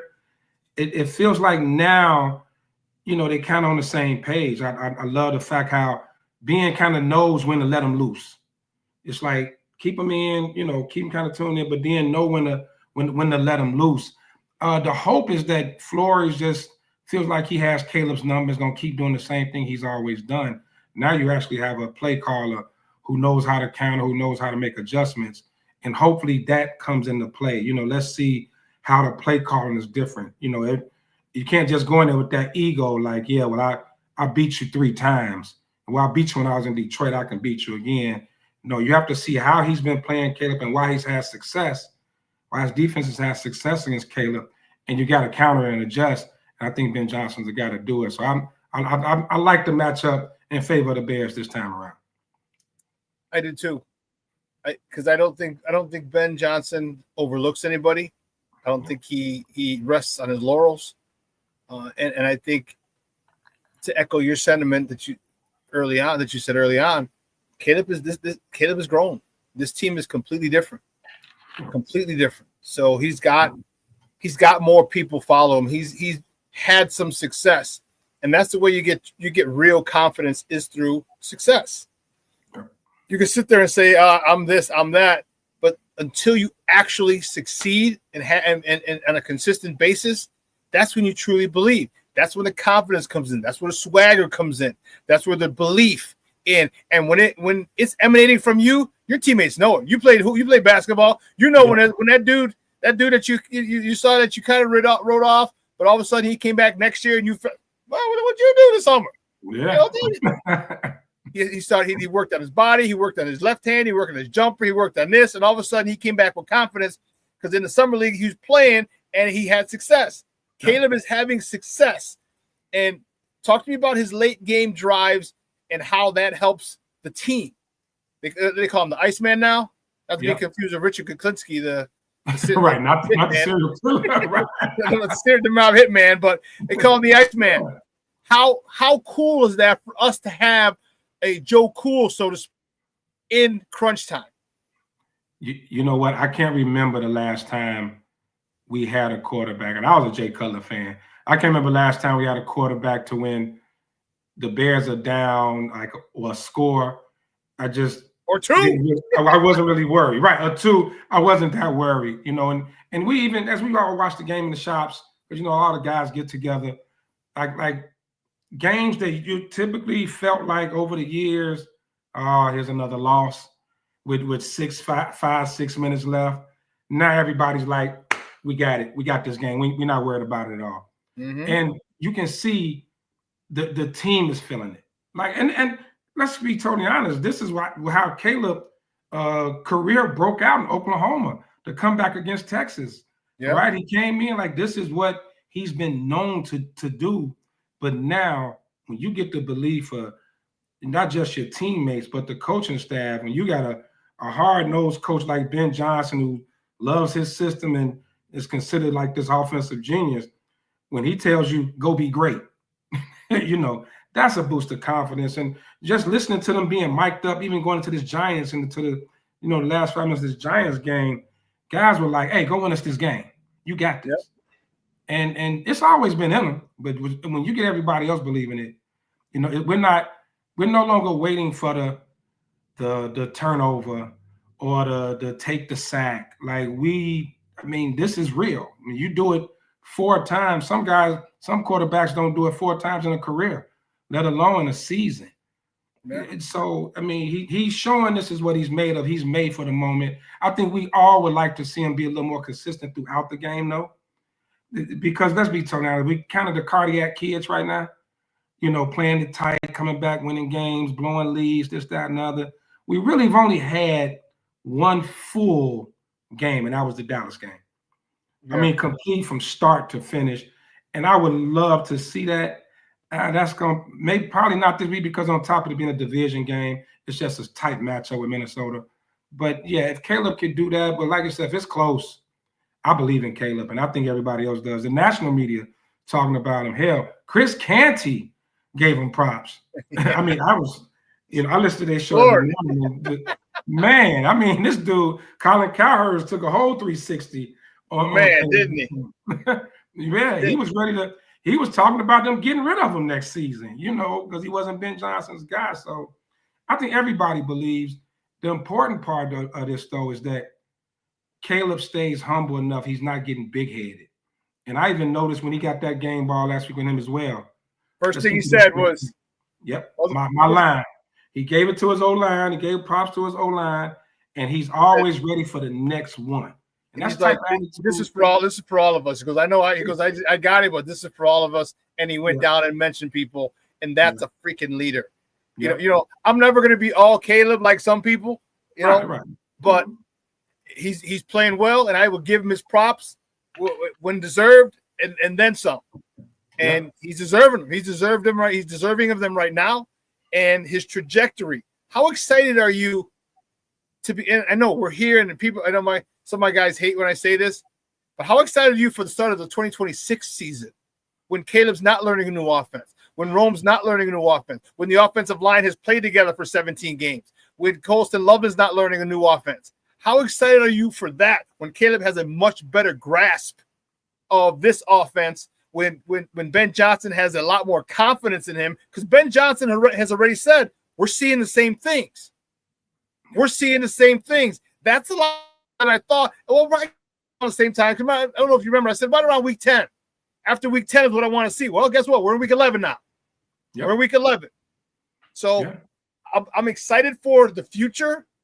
But I'm 10 toes down now because, man, we win Sunday, Eagles win Sunday. Who the hell would have thunk it, Lefty? Thunk it, Lefty. Lefty. with 7 games left. Yes. With 7 games left. This is the position you want to be in. Control your own destiny. After 0-2. After an 0-2 start. After 0-2. This is all you can ask for at this point in the season, over halfway through the season, is to be in control of your own destiny. And, you don't need a bunch of help and a bunch of miracles to happen. If you go out there and do your thing and play well, you're going to succeed. You're going to get to where you want to be. As far as how excited I am for 2026, on a scale from 0 to 100, about 140, 150. Yeah. Because you know what? It's something about when, especially for quarterbacks, when the mental catches up with the physical. When the light goes on. Yeah, and everything slows down. Everything slow because the physical is there. We see what Caleb can do physically. The kid can throw the rock a mile. He can escape pass rushes. He can, he can scramble. He can do all that. But when that mental catches up, and that's what's I think is going to happen, especially next year. We're starting to see it a little bit now. Hopefully, we'll see a lot of it Sunday. But by next year, oh man, it's gonna be crazy. We could be talking about a Bears quarterback in the top tier of the league. We're not gonna go as far as say it's gonna be Mahomes or Josh Allen and nothing like that next year, but He could be up there in that upper echelon of the league. Yeah, continue to be on his way. And like you said, when Ben Johnson's saying he's starting to see it, Caleb's starting to see it how he sees it. You gotta be excited. You gotta be excited for the future. And guys, we're on with Damani Pugh, Mr. 5. It's Mr. 5 o'clock somewhere from the Smoke Fellas. We're talking Bears football here on Shawn Sierra Sports on Sports Zone Chicago. The guy we had on right before you, Tyler Forness, he covers the Vikings for A to Z Sports, and he was saying he said the same thing.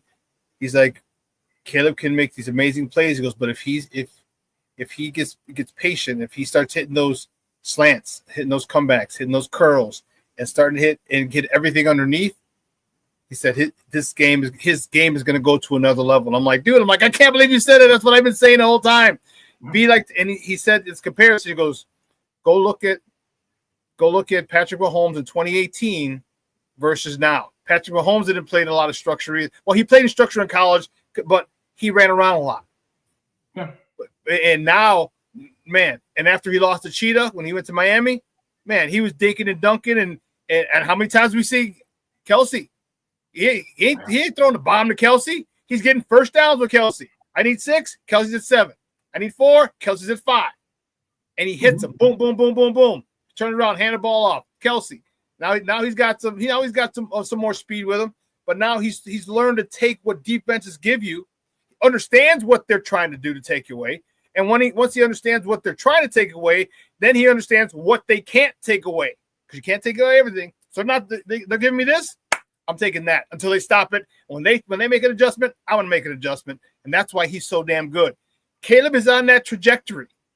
Yep. Caleb is on that trajectory of understanding, and that's why I asked you what about this matchup. This is the 4th time he's facing Flores.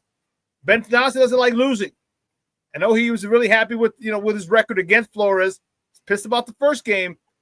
I'm thinking this could be a really, really big coming out game for Caleb, and not by throwing for 500 yards, but by taking what they give them and beating them by the things that they can't cover. And that is when we as Bear fans should be over the moon at that point, bro. It's the thing that drives us crazy in basketball, right? When you see somebody pass up a layup and kick it out for a 3, it drives us nuts, right? It's because it's like nobody there. That's not how the game should be played, right?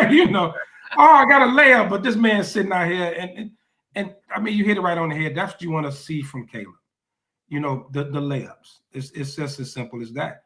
Take those layups, extend those drives, and not try to force it. I think the part, and I think the challenge with Ben Johnson, I think what he's doing a great job of is you never want to strip a player what makes him special. Right. Yes. Right? Yes.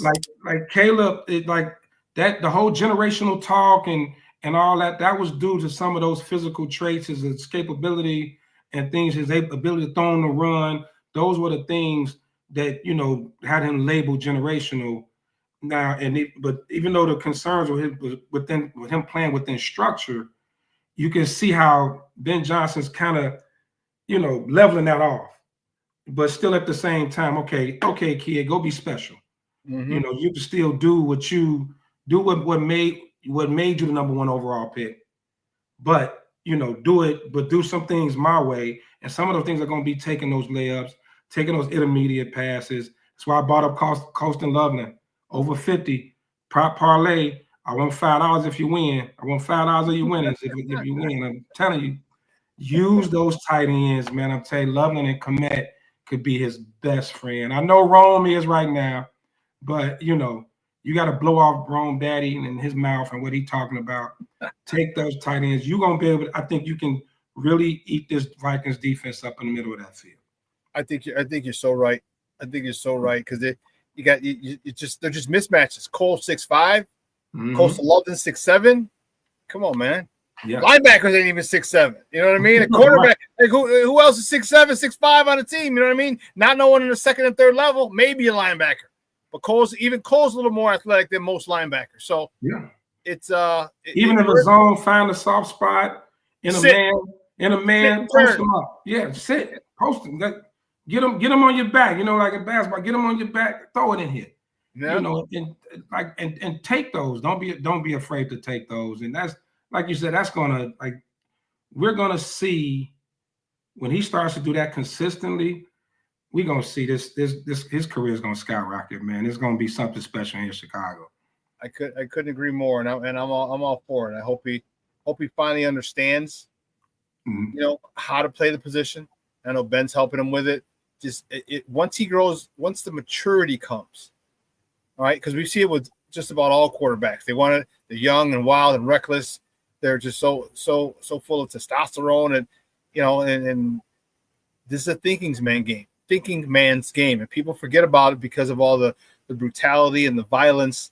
But this is a thinking man's game, and when you start thinking more, Caleb's gonna take us to new heights, man. And you know what? I'm really, really looking forward to it. Hey, my man, do me a favor. Great stuff, but do me a favor. Let everybody know where they can find you online. Oh man, okay. You catch me on Facebook, of course, at Damani Pugh. That's my full name. You can catch me on Instagram, Lean Martin _623. If you want to know what Lean Martin means, we'll discuss it later. DM me. I'll let you know where the name came from. But yeah, you can find me on Instagram, find me on Facebook. And of course, every other Saturday morning, you can find me right here in Sports Zone Chicago with the fellas, Humidor Sports and Cigars.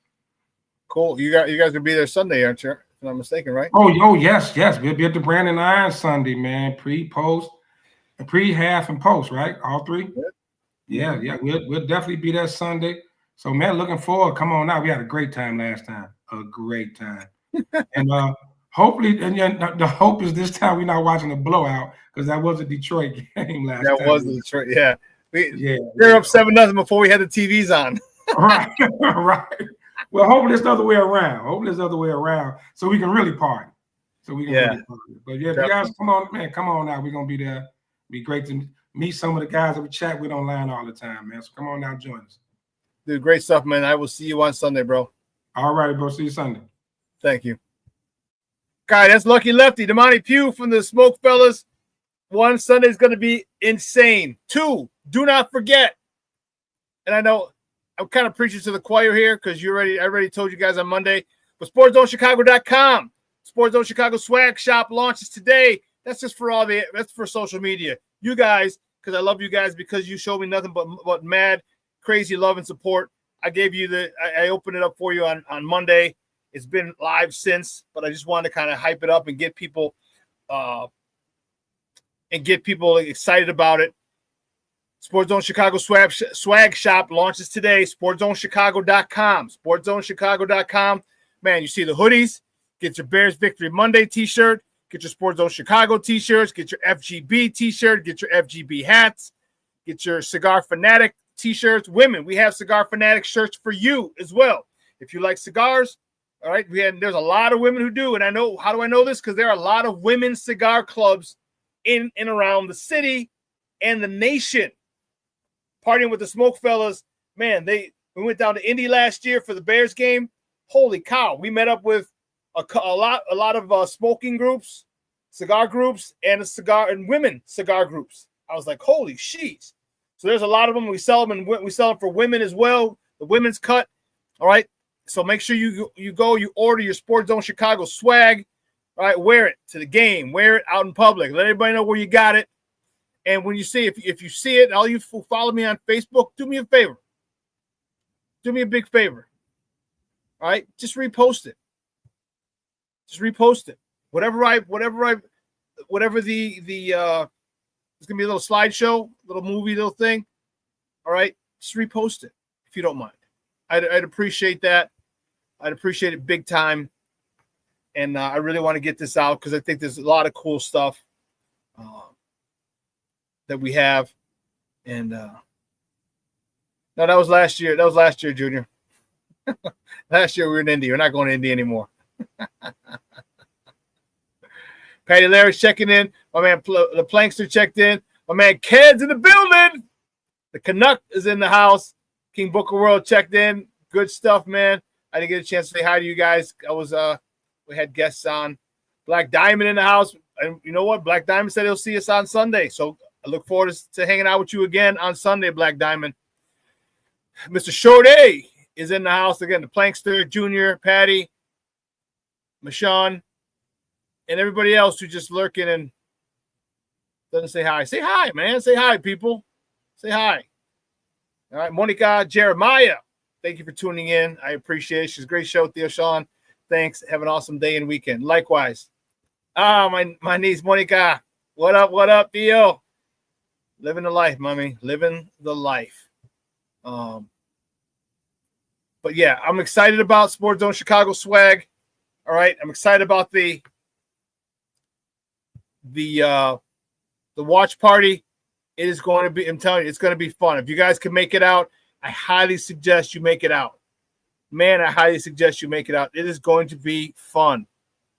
And especially if the Bears win, woo-wee. Man. We were there last time. Black Diamond and I were there. Had a couple shots. Did we have a couple shots? Oh, I started drinking after. That's what. Because I don't drink. I'm not drinking during the whole thing because, I do a pre, half, and post. And I don't want to be too, silly and unprofessional. After the game, post-game show. Yeah. Then come have a drink, have a shot with your boy. It's going to be on and popping. But it's a big win is what we're looking for. And I'm excited about where this team is. I'm excited about where they're going. I'm excited about Ben Johnson being our head coach. All right. I'm excited about the culture he's created in this organization, throughout the organization, because it is a phenomenal culture for these men to partake in, to play in. And it's just, man, it's just going to be, I'm excited. So again, Sunday, Branding Iron, 7036 South Harlem. Okay, it's right outside of SeatGeek Stadium. Make sure you get there early. I'm telling you, it's going to sell out. I was there last week. It was getting more and more crowded. If you need a table, want me to reserve you a table, call me. Let me know how many people you have. I can reserve you a table. All right, it's going to get live. And then once again, SportsZoneChicago.com swag shop. SportsZoneChicago.com swag shop is up and running. And I'm really excited about some of the stuff that we have going.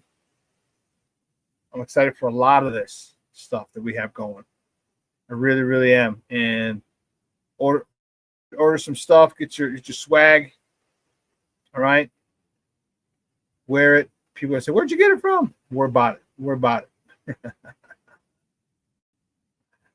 So good stuff. Well, listen, here is, let's see. Yeah, let's beat him. My man, Foulmouth Chris in the house. What's up, Chris? Man, hope you can make it on Sunday, Papa. That'd be dope. Be good to see you, hang out with you again. All right. Tell T-Nick, tell Terrence to come on down. I know he's kind of detoxing from Colombia and everything. Tell him to come on down and spend some time with his boy and watching the Bears victory. This is going to be fun. Let me see this. Okay. Let's not forget the Bulls. So it was really weird that there was no game for 2 days. That was really crazy. But the Bulls, they're at Utah on Sunday. Okay, tip-off is 7 p.m. Sunday night. You can catch that game on CHSN, Chicago Sports Network, or listen to it on their flagship station, 670 a.m. The Blackhawks play tomorrow. They host the Toronto Maple Leafs at the United Center. Puck drop is at 6 o'clock. You can catch that game on Chicago Sports Network or listen to it on their flagship station, 720 a.m. So that's what it is. And then obviously, so Sunday, the Bears at noon, Bulls at 7. Tomorrow, Blackhawks at 6. Yeah, because they're in Eastern Time. All right. Listen, I want to thank my guests, Tyler Forness, for coming on from A to Z Sports. I appreciate him coming on, talking, giving us a Vikings perspective of the matchup on Sunday. And I want to thank my guy, Damani Pugh, all right, Lucky Lefty, or Mr. It's 5 o'clock somewhere, for coming on, talking Bears with us Always good to talk to my guys. Shawn, Bears 28, Vikings 1, a -1.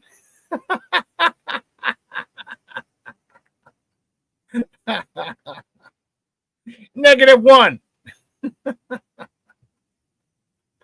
Oh man, guys, have a phenomenal. There we go. Have a phenomenal day. Have a phenomenal week. It's gonna be beautiful. It's gonna be 60. It's 60 degrees right now. Just looking at the bottom of my computer, it's 60 degrees now. It's gonna be a 61-degree day, 62-degree day. Enjoy it.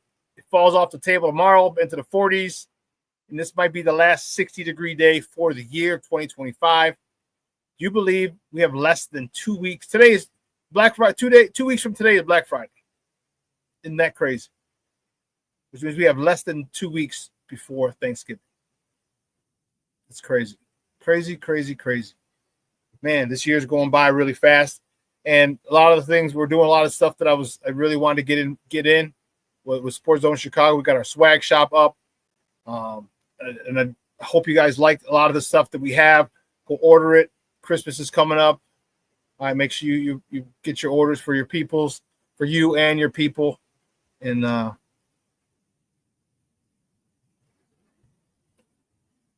wow. So Black Diamond, you have Minnesota winning, huh? 27-13 the Vikings. Okay. I remember you saying something yesterday, or you just think that it's good. It would, the Bears have a tough shot, huh? Tough one. Okay. Well, sir, I hope you are wrong. Hope you were wrong in your prediction, because I want us to party, and I'm coming from a party the night before. I'll be coming from a good friend of ours, Mina Junior's. A good friend of mine, Junior's. It's her 50th birthday, so I'll be coming from Rosemont, right to Branding Iron. So listen, you guys have a phenomenal weekend. Enjoy it. Enjoy the weather. Get out there. Have a walk today. Go walk around the block. Go walk to the store. Get out there. Enjoy this probably last 60-degree day of 2025. All right. Let your loved ones know you love them, because tomorrow is promised to no one. Hey, I say that all the time. Okay. But here's a perfect chance for you to meet up with your people. Come on out to the Branding Iron on Sunday. Doors open at 11. All right, the pregame show is going to be about 11:30, 11:40 up until kickoff. All right, and it's going to be a great time to meet up, to hang out with your people.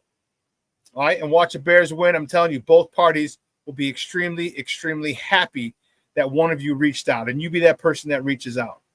All right. So, my mom lost a good friend. I don't know if I told you. She lost her mentor. The lady taught my mom in high school. And she died. She was 103, 104. And my mom was a little upset, obviously. She looked at her as like a second mom. So she lost her on Wednesday. She got a call. And she didn't go to CrossFit on Wednesday because she was having a tough time. All right. My mom's known her for 65 years, give or take. All right. And even that comes to an end. So you just never know. All right. And my man Junior just lost one of his teammates from college as well. So you just never know. Let your loved ones know you love them, because tomorrow is promised to no one. All right, folks, let me get out of here. I'm going to go pick her up because she did go to CrossFit today. She's ready to roll. I'll pick her up, come back. I ain't doing a God bless the thing today because I got a big party Friday and I have a huge event with us on Saturday. And don't forget, we're going to be selling gear. So if you're there, all right, if you don't win a raffle, all right, because we're going to give out some stuff at the end of each quarter. We'll have swag there for you to buy on site. Okay. And I know get your FGB shirts, get your FGB hats. It's going to be dope. Thank you, Patty.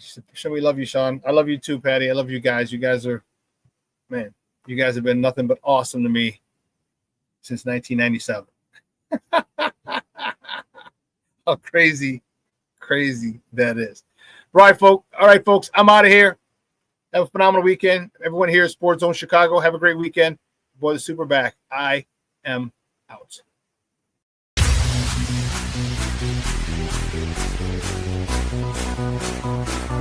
Come on, replace the bass. Get ready.